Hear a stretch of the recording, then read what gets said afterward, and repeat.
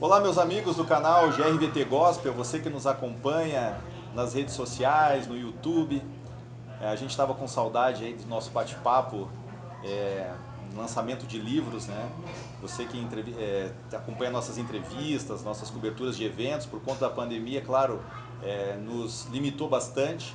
E a gente estava com saudade também, né, de ter esses bate-papos aqui bacana do mundo literário, sempre prestigiando o nosso parceiro, a Livraria Santos, que está com essa loja nova aqui. Nós estamos num ambiente novo da Livraria Santos, aqui na Galeria Casa Prado, em Porto Alegre, no bairro Moinhos de Vento.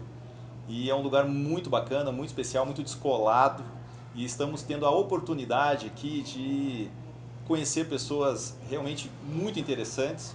E aqui ao meu lado, o autor de um livro que eu ainda confesso que não li, mas já estou apaixonado por ele, porque obviamente a gente já estava conversando aqui nos bastidores, né? Que é o Luiz Felipe Barros, autor do livro 350 Milhas, Soberania do Mar Brasileiro, de 1500 a 2020.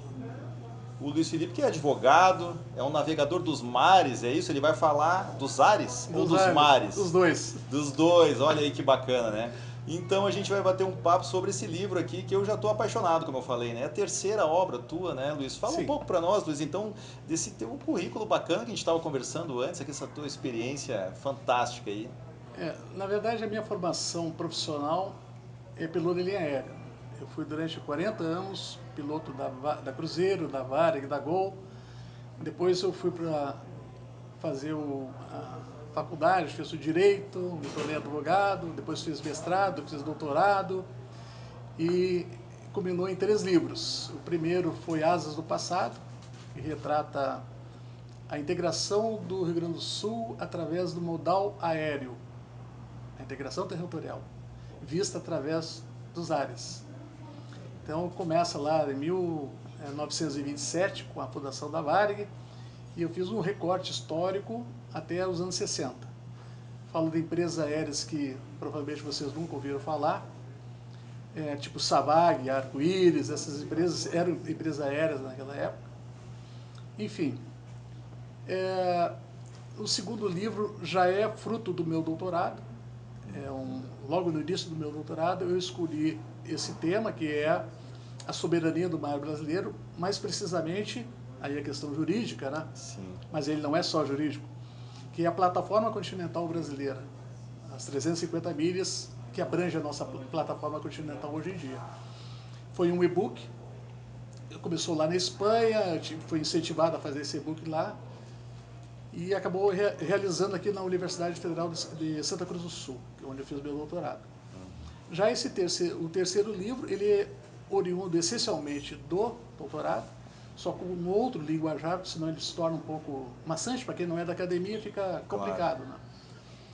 E, e é um livro, vamos dizer assim, eu costumo dizer que é um livro plural. Ele não atinge só um segmento. O pano de fundo dele, já o nome já está dizendo, né? Ele começa com desde 1500 até 2020, ele é bem atual, inclusive falou do Covid aí, né? Está bem atual. Interessante. Então o pano de fundo é a história do Brasil, contado pelos historiadores brasileiros e pelos brasilianistas. Brasilianistas são aqueles escritores que são estrangeiros, mas que contam a história do Brasil na versão deles, né? Para justamente ter esse confronto de ideias, né? Sobre a realidade da nossa história brasileira. Então ela começa lá com o Brasil colônia, depois o Brasil império e o início da República. Esse é o primeiro momento do livro e fundamentalmente o mar, ou seja, a costa brasileira, né? Só para vocês terem uma ideia, a maior população do Brasil hoje está concentrada no nosso litoral, continua ainda. Ela começou pelo mar e continua até hoje, essa é uma curiosidade. O segundo momento, eu estou dando uma breve pinceladas aqui, mas Claro, depois quando claro. vocês lerem o livro, vocês vão saber o que eu quero dizer. Né? Isso aí não entrega tudo. O, a, o governo, ou os governos brasileiros da época, né, voltam os seus olhos para o interior do Brasil com a integração do território brasileiro. Então ele já deixa um pouquinho de lado a soberania do mar, que naquela época era algumas milhas de alcance, né? A gente chamava de tiro de canhão. A soberania era medida com tiro de canhão, né? Hoje dá mais. assim, dos navios, enfim. O governo brasileiro passa para integrar o interior do Brasil, tipo Amazônia, que é o único território ainda que não foi integrado. Isso é uma coisa que vocês precisam ter ciência disso. De fato, ainda não De está. fato, a Amazônia não foi integrada. E vocês vão ler no livro direitinho o porquê que ela não foi integrada. Não é só... Enfim, não vou polemizar. O Centro-Oeste, com o projeto Canarana, o Mato Grosso depois foi dividido em dois Mato Grosso, o Paraná, o Rio Grande do Sul. Então, o Brasil começa a se integrar e cuidar das suas fronteiras, a sua soberania. Já nos final dos anos 70, com a formação da Petrobras, que é o carro-chefe desse trabalho aí, no final dele, né, que é a exploração de petróleo e gás natural, o governo brasileiro, então, começa a descobrir, através da Petrobras, os poços de petróleo nas suas plataformas, tanto na bacia de Campos como na bacia de Santos. Tá? São as maiores plataformas que o governo brasileiro tem hoje. Exploração de petróleo e gás natural, não pode ser desassociado dos dois, Sim, que é claro. fundamental para a economia brasileira e para a exportação. Então,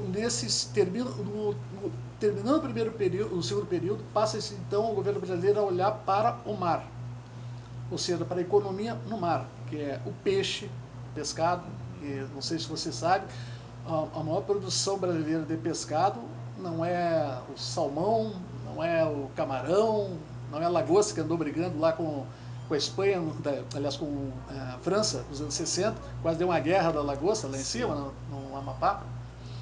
Mas um dos carros-chefes chama-se krill. Krill é um minúsculo pescado que alimenta a baleia. E ele é extremamente nutritivo.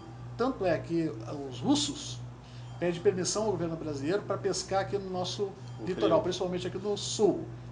Os seus livros, eles são realmente Ele é abrangente. Bem abrangente. Os seus dois outros livros também seguem essa linha de pesquisa, né? Sim. Então, obviamente, foram assuntos que te despertaram e creio eu que levaram você a pesquisá-los por uma curiosidade, para saciar a sua própria dúvida. Já sei, exatamente. Tá? Me pergunta, como é que surgiu a ideia de fazer esse livro? Não, e aí, só que eles acabam ficando um legado, porque é um grande documento. A pergunta é outra, na verdade. Vocês tinham essa expectativa nas suas obras final de que sim, ficaria um legado, e fica, óbvio que fica um legado, mas qual era a expectativa inicial desse tipo de obra? Porque, eu vou escrever porque eu acho interessante escrever. Eu vou escrever porque, estou aqui na minha casa de campo, enfim, na praia, e vou escrever. Não, eu vou escrever porque eu quero saciar uma curiosidade minha e quero traduzir isso num documento organizado e que vira um livro. Só para finalizar o raciocínio anterior, eu já respondo a pergunta. Então, esse terceiro período, que é o mais importante deles, que todos são importantes, mas o mais importante é recente. Os governos brasileiros, então, ele volta de novo seus olhos para o mar. Ele começou no Brasil Império e Colônia e agora volta de novo para o mar. Por quê? É o nome do livro, 350 milhas. O Brasil tem uma expansão territorial para o mar, importantíssima, sociopolítica, geopolítica, enfim, como queira, econômica. E no livro vocês vão perceber o porquê, ou os porquês. Ele passa a sua extensão de 200 milhas para 350 milhas. Que hoje essas 350 milhas como território, mar não é território, é assim. Tanto é que abaixo do mar tem um imenso território. Sim. Enfim, terra.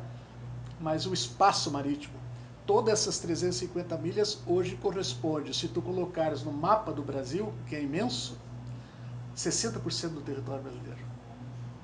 Olha que imenso que são essas 350. Então eu falo da soberania, essa visão de soberania e integração territorial desse mar para o continente. Agora, respondendo a tua pergunta, ela é extremamente importante. Eu não vou falar de quando que ela surgiu. Surgiu lá em Portugal, mas, enfim, a ideia de fazer o livro. Os livros foram em vários lugares, mas essa essencialmente foi em Portugal. Agora, a minha intenção, simplória, vamos dizer assim, era contar coisas ainda não contadas. Não é arrogância da minha parte, não é? Porque eu acabei de falar para um colega aqui, perguntou, mas vem cá, esse é um assunto extremamente interessante que o brasileiro não conhece. Eu digo, não conhece mesmo. E por que eu digo não conhece? Está generalizando? Tô. Porque o SEMBRA, que é um instituto ligado à Marinha do Brasil, em 2006, 2002, ele fez uma pesquisa de opinião, pegou uma gama de 2.000 pessoas e perguntaram para ela, você sabe o que é a plataforma continental brasileira? Você sabe o que corresponde a 200 milhas? O que é isso? Você sabe o que o mar produz? Qual é o potencial do mar? Apenas 2% sabiam o que era isso. Ou seja, quase nada. Então, a minha ideia de fazer esse trabalho era que saísse do meio acadêmico, onde ele surgiu, porque no meio acadêmico, normalmente, isso é uma triste realidade, fica nas prateleiras da universidade e o povo não tem acesso. Nós não temos acesso. Por isso que é importante a livraria, que eu falei anteriormente. E os meios de divulgação, como vocês estão fazendo aqui. Exato. Então, a minha intenção foi essa, é divulgar o bar brasileiro que o brasileiro não conhece. Tem um patrimônio imenso, a pessoa só fala na Amazônia, é importante. Mas tem um patrimônio imenso nas mãos, nas gerações futuras, e não sabe o que é isso. Então, o despertar do livro, aí que é, a ideia do livro é despertar. Olha, vocês brasileiros, ou nós brasileiros, temos um potencial, temos uma riqueza nas mãos, que se ela não for preservada, e o preservado aí como soberania, nós vamos perdê-la, sem ter tido a integração desse território. E a gente conversava, obviamente, com um trabalho de fôlego desse, demanda muito tempo de pesquisa, mas você citou que além do seu esforço, né, do tempo despendido, você teve apoio. Poderia falar para a gente Claro, que apoio foi esse? e é fundamental. Eu costumo dizer que as 352 páginas, elas não são minhas. As 352 páginas são das pessoas que me ajudaram a fazer o livro. Então, na verdade, no início do livro eu coloco as pessoas que me ajudaram. Claro que não foram só elas. Sem dúvida. Enfim, então como dizer, seria arrogância da minha parte dizer, não, esse livro é meu. Você, não existe isso. Então, eu vou citar um exemplo, não vou citar todos porque não teríamos tempo. Aqui tem o engenheiro Jairo Souza, ele é um engenheiro da Petrobras, que trabalhou durante 40 anos na Petrobras, me ajudou muito no terceiro período do livro, que é petróleo e gás natural, que é a área dele, e uma área que eu não domino. Então, vamos supor, com licença, vem generalizar, vem um comandante da Marinha, que é um expert, o comandante da Marinha é um expert na plataforma continental brasileira. Já escreveu vários livros, tal de Ilques, o nome dele. Vem o comandante da Marinha, eu mandei um regalo para ele, não sei se ele vai ler, mas eu acredito que sim. Ele vai lá no terceiro período do petróleo, que ele conhece muito bem, ele não está falando bobagem.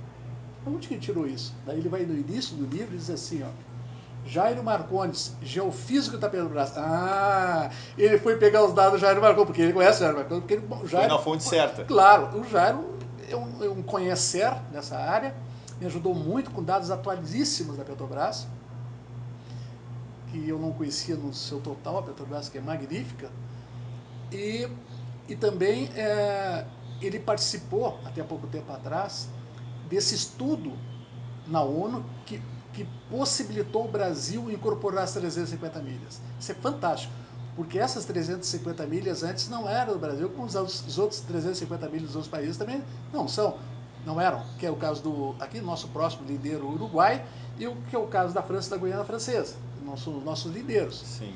Eles conseguiram isso através desse do trabalho dos seus respectivos países, nem Brasil, junto à ONU. A ONU distribuiu os 196 signatários da ONU, foram beneficiados com essa abordagem para o mar. Claro que alguns países não têm acesso. Tem que pedir permissão para ter acesso, no caso da Bolívia, ela pede permissão para o Brasil para ter acesso ao mar. Isso faz parte do Acordo de Montego Bay, lá em 1982, promovido pela ONU. Então, isso aqui é uma história. O que mais te chamou a atenção? Qual foi a tua grande descoberta, que você poderia nos adiantar, durante o trabalho? O que mais assim te chamou a atenção? Não, eu gostaria muito de responder a sua pergunta. Tá? Mas hoje eu recebi, ontem e hoje eu recebi 2 críticas sobre o livro. Eu não vou citar o nome das pessoas por questões éticas. E foram críticas extremamente construtivas. Tá?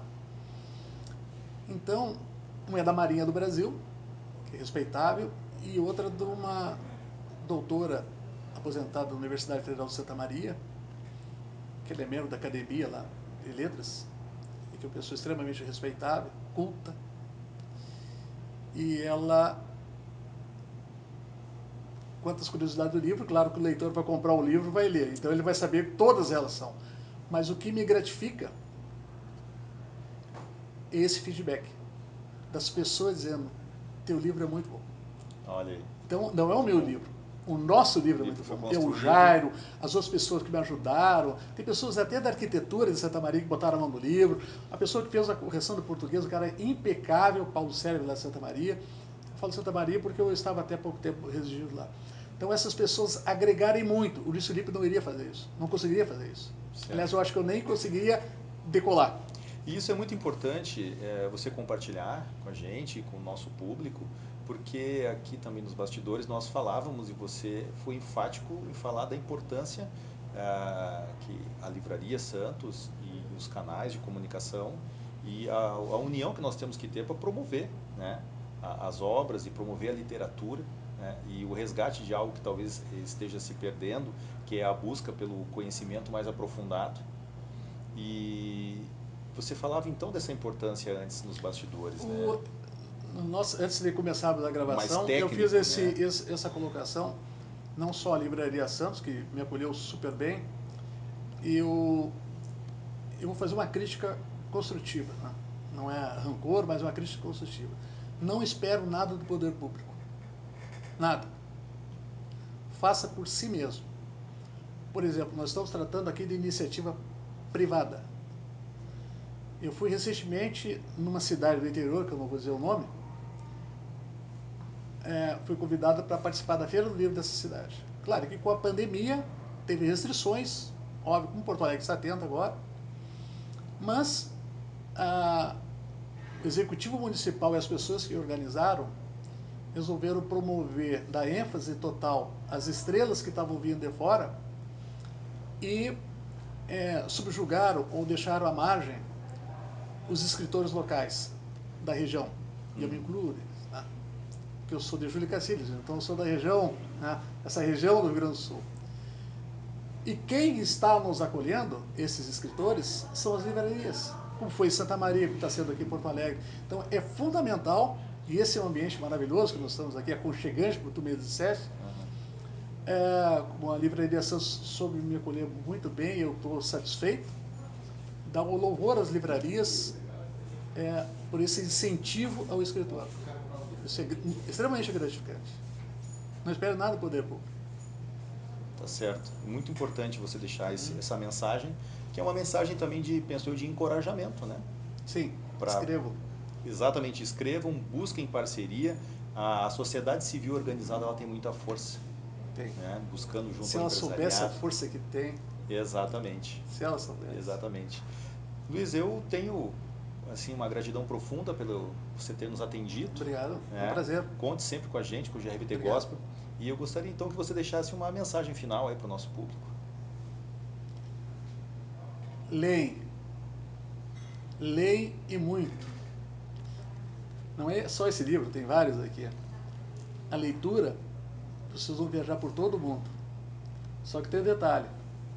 Se vocês viajarem por todo o mundo, vocês vão ler todas as páginas do livro. Se vocês ficarem em casa, talvez vocês fiquem só na primeira página. Não vão conhecer o mundo. Mas leem e viajem. Uma coisa que ninguém vai tirar isso de vocês. Tá aí. Muito obrigado, Luiz. Foi uma satisfação imensa. E para você que nos acompanha de RVT Gospel, confira nossa programação. Tem muita coisa nova aí que a gente vai trazer pós-pandemia, né, que está passando e nós vamos superar isso. E um grande abraço e que Deus abençoe a sua vida. Muito obrigado pela sua audiência.